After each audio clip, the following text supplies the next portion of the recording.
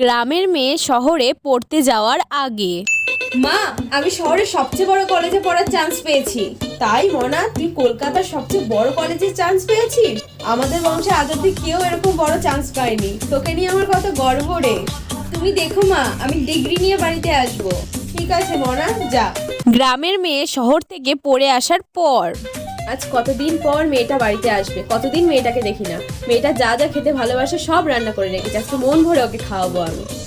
মম, আমি চলে এসেছি। কিরে মা, তুই চলে এসেছিস? তোর কোলে এটা কে? ও মম, তোমাকে তো বলাই হয়নি। আমি 2 বছর আগে বিয়ে করেছি।